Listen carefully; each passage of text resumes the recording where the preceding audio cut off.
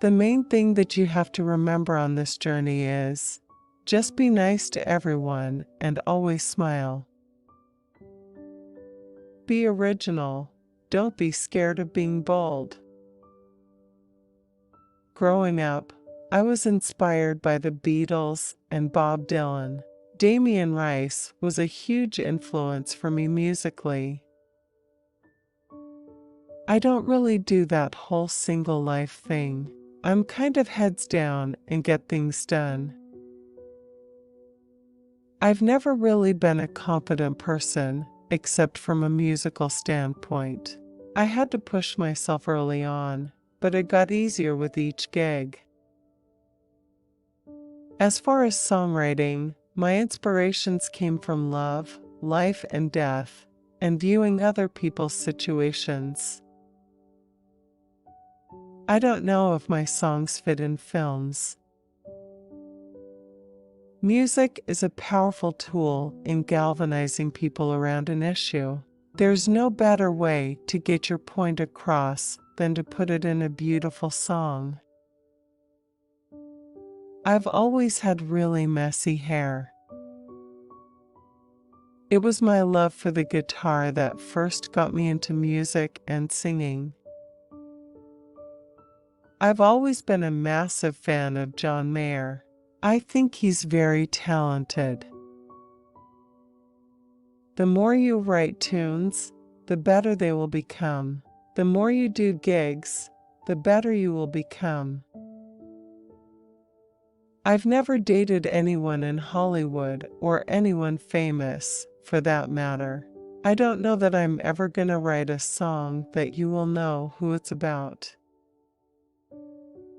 The whole Studley womanizer thing, I quite enjoy the title, it's just not very accurate. I think I've been around for a while, but I still have to pay my dues. If I can put on my album in a car or on my headphones and listen to the whole thing and love it, that's what I'm going to be happy putting out there.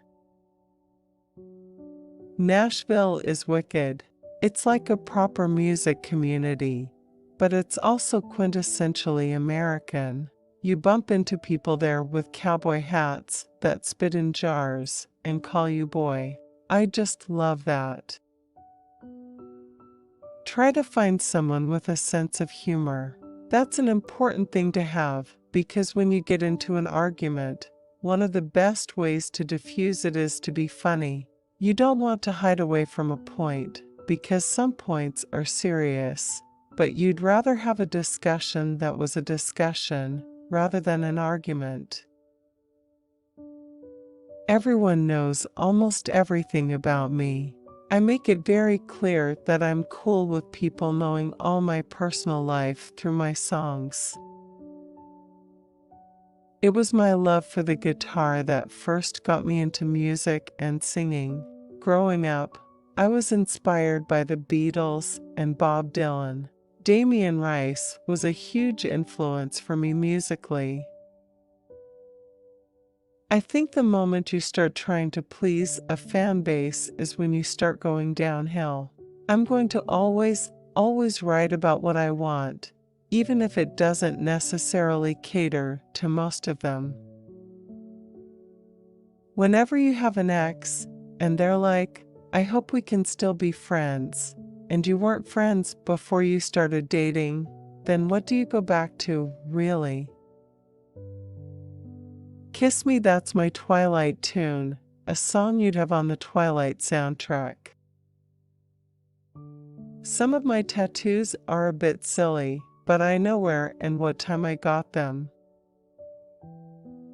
I think the music I've created is quite odd, and people are going to start talking about that.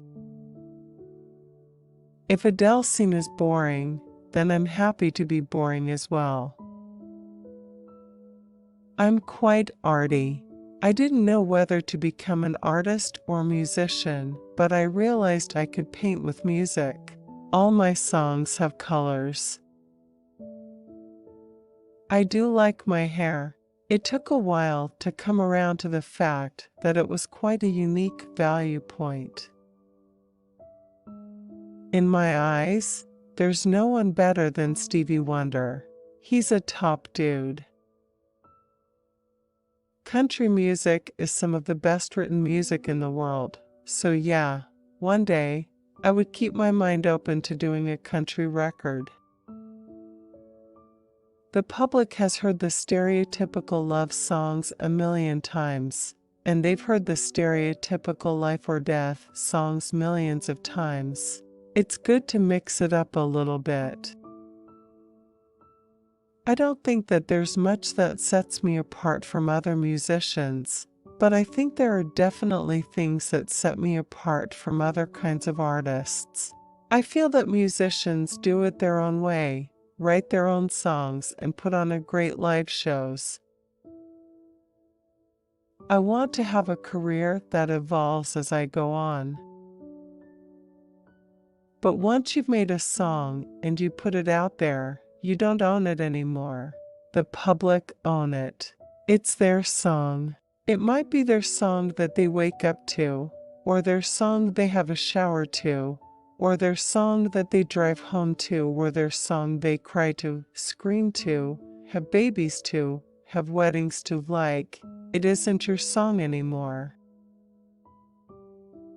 I think I need to accept the fact that I am where I am today because fans have shared my music illegally and legally, but I wouldn't be here today without the internet, so I can't speak out against it. Harry Potter is awesome.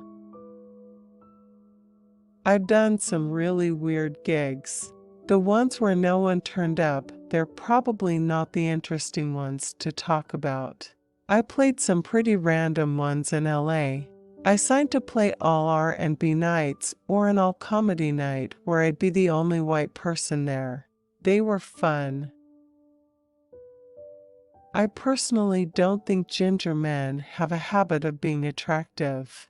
We have to make ourselves seem attractive by doing stuff. I'm a huge hip-hop fan from way back in the day. I think YouTube has destroyed the genre barrier.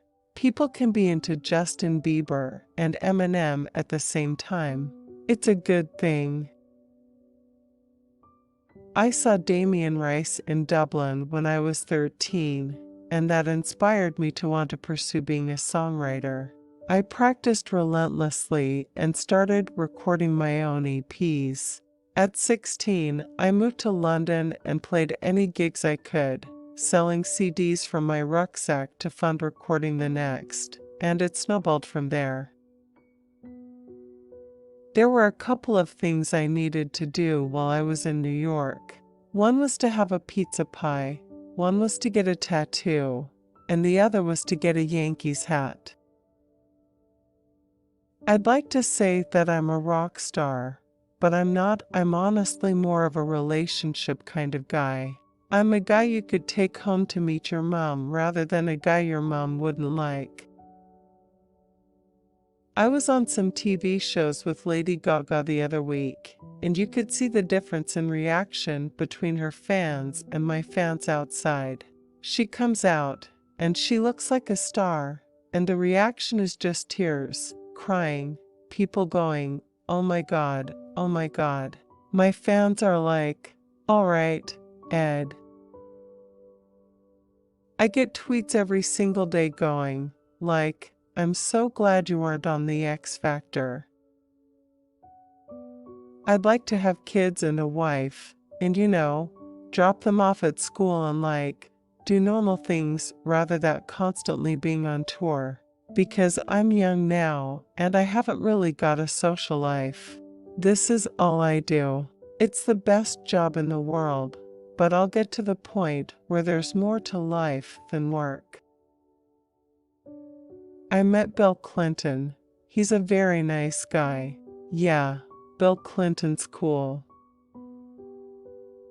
Everyone still thinks I'm Scottish. That's totally wicked. You can't call me a Twitter phenomenon or a YouTube one. These things are useful, but so's hard gigging. One year I did 311 shows. I did 6 in one night alone. My love songs are very personal and quite weird. They don't really have the big radio hit choruses, because basically they're my therapy, stuff I have to get off my chest. I've had years of teasing about my red hair, but I definitely think it toughened me up. If you're ginger, you end up pretty quick-witted. I think encouraging young people to twerk might be a bad thing. It's a stripper's move. If I had a daughter of 9, I wouldn't want her twerking. I find the whole concept of women screaming at me so odd. It's very flattering, but I don't think I will ever consider myself to be a sex symbol. The best thing about being on the road in general is just playing every single night in front of people that are genuinely fans of your music. My parents worked in the art world. They were really supportive of my music in that they allowed me to drop out of school and move out of our home, which not many parents would do. I would love to get a Moon Man. I'd put it next to my other awards. I don't have a cabinet right now. They're just kind of all around my flat. One next to the TV, one in the bedroom. So, I'd have to build a cabinet. Instead of writing songs for girls, I tend to write albums, which I guess is a bit weird. The thing that I took away as an early fan from Bob Dylan was the storytelling aspects. He can tell some wicked stories.